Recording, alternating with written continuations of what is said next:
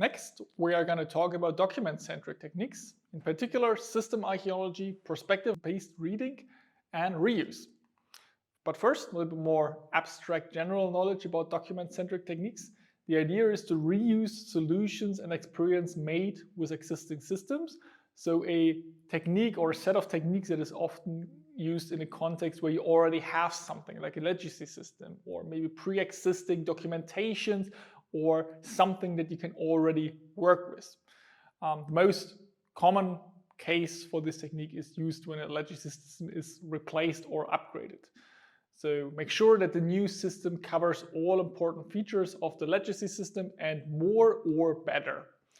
Usually you combine it with other techniques in order to make sure that you validate also elicited requirements, and also to prevent the problem or counter the problem that document-centric techniques are not really good at discovering new requirements. They're improving the state of the art, they're making stuff better or trying to fix issues, but they are not as innovative and creativity boosting as, for example, brainstorms that we discussed earlier.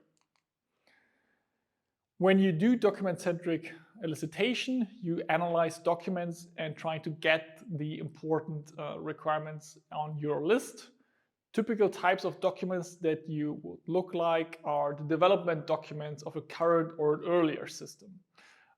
Documents that cover standards and norms could be other sources of documents that you can look into. And then everything that's somehow compliance related, so legal informations and so forth. So first, let's have a look at system archaeology. The idea is to extract information from documentation or implementations of existing systems, so mostly legacy systems or a competitor's system. So maybe you're like, okay, I have a better idea for a new social network because I will add a super new killer feature, but still you need also features that your competitors have, so you get the requirements essentially by studying their system.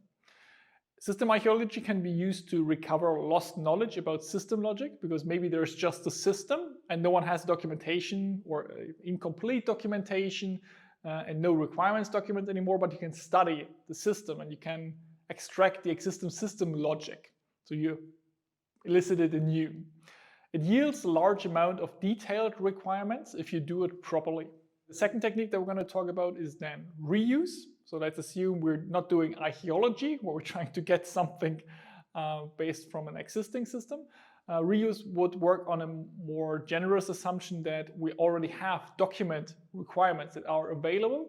And we also work under the assumption that the requirements have a high quality, so that we just take something that already exists. Such requirements do not have to be re-elicited if you get your customer to say, sign off on the fact that this is already good and you just have to add on top. So instead of doing everything new, you just reuse the existing requirements.